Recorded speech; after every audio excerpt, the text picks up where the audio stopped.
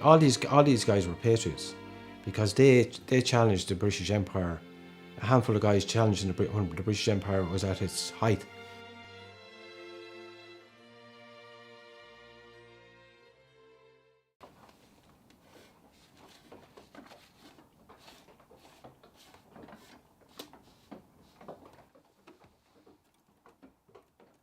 The following is a copy of a joint statement prepared by a committee of volunteers, whose names are included therein, concerning the activities of the Portlaois Company from its formation in 1914 until the unit disbanded after the Rising in 1916.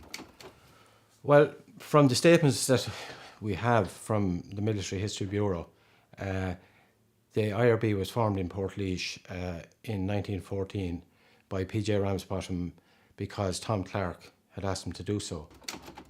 I joined the Ballyroan Company of the Irish Volunteers on the 1st of June 1914. From the time I joined, the IRB was linked with the Portlaois Company of the Irish Volunteers up to and during the Rising of Easter Week 1916.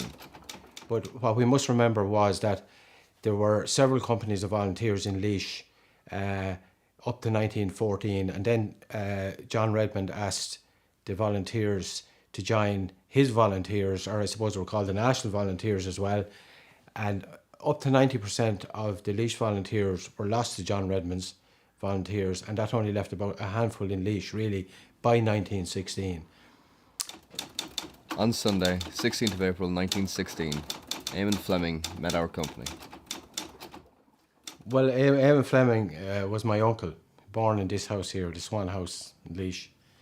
And he was in Dublin from sort of maybe around 1909, 1910. He went to Dublin to work, and there he met Tomás McDonagh. He was a pupil of Tomás McDonagh's. And Eamon and his brother Paddy joined the Irish Volunteers at their inception in November 1913. They would constantly come back and forward from Dublin to Laois and the Swan, and they had contact with the Laois Volunteers continuously over the next couple of years. On Thursday evening, 20th of April 1916, Eamon met us in St. Patrick's Hall with orders giving us the date of the Rising as Easter Sunday, 23rd of April 1916, and the hour as 7 p.m. The duties assigned to our company were the demolition of railway lines in our area and branches from Waterford to Dublin. There were two groups. The first group under Ramsbottom was to look after the Portlaois line. The second group under Eamon Fleming was to go to the Athy line. At our meeting on Easter Saturday night, we were warned not to be misled by anything appearing in the press. As a result, we disregarded various rumours that were circulating as to the collapse of the Rising and still held hopes of the success in arms. The original order to suspend the Rising appeared on the Sunday Independent on that Sunday morning. But if lads were thinking of a rebellion and revolution, they mightn't be thinking of buying the Sunday paper. So MacNeill, who was actually the leader of the volunteers, tried to stop the Rising. He sent these messengers around the country.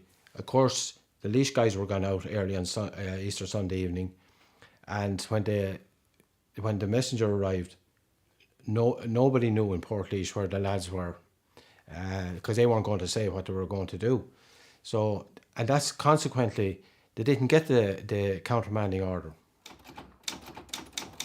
Volunteers Michael Walsh and Michael Gray were detailed for service with Eamon Fleming and Sean Maguire on the Kilkenny-Kildare section of the railway in Athy.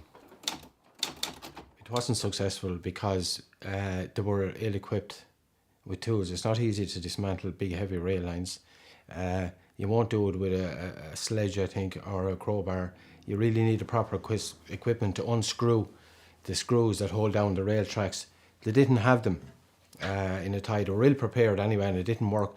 And I think Michael Gray said in his statement that he thought that some of the other people that were to turn up, didn't turn up to help. Coltwood Party started to work on the demolition of the Portlaois line punctually at 7 p.m. on Sunday evening. It was successful at Clonad Portlaois because one of the volunteers, Colm Houlihan, worked for the rail company, and he was able to lay his hands on the right equipment to dismantle the rail line. Later a man came along the line carrying a lamp, presumably a railway servant, making an inspection on the line in consequence of the failure of the block signal system between Portlaoise and Abbeyleix stations, to work owing to the cutting of the telegraph wires. This man was called to a halt, and as he failed to do so, he was fired on. The Laois group of volunteers were acting under Paddy Pearse's orders directly, and because they went out on Easter Sunday evening and the shot was fired that night, it was getting dark in the evening when the shot was fired. And of course everybody knows the 1916 Rising only started in Dublin on Easter Monday. So because we're acting under Pearse's order, and we still have Pearse's order, we can prove that these were the first shots of the Rising. After some hours, every member of the party, drenched to the skin, retired to our home in Lawler Mills. Later that night, 5 railway men and 4 police officers left Portlaoise station on an engine with 1 carriage to check out the situation in Coltwood. The driver did not see the rails uprooted and the train derailed. They were back and forward there for a week. Eamon Fleming went to Dublin to see could he get information about what is happening in Dublin. He learned that all the leaders had been arrested. It was decided that we should go on the run, each one to do the best he could. Eamon went back and forward to Dublin a couple of times in the following days, and of course he heard eventually that the Rising had failed at the end of the first week. He came back to Ballarone, to the Brady household. Some of the people, the volunteers, that were hiding out in the fields surrounding Brady's, they were being well looked after by the Brady women. But when it was known for sure that the Rising had failed, Eamon ordered the whole of them to disband, and Eamon took the weapons and made sure they had been securely hidden. So most of them, they nearly all went on the run effectively, and some of them were arrested in the following weeks and did terms in prison.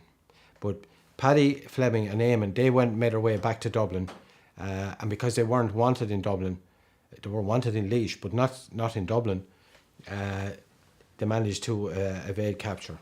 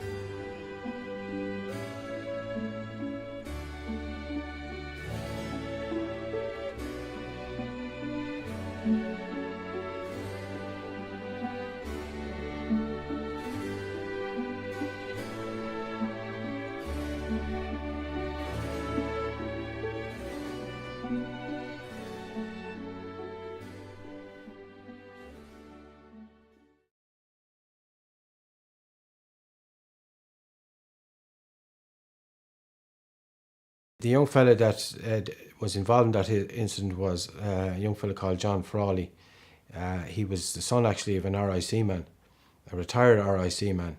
And there was an RIC station beside the house where he lived in Mulfill. And when he heard about what was happening in Dublin, he decided he was going to play his part.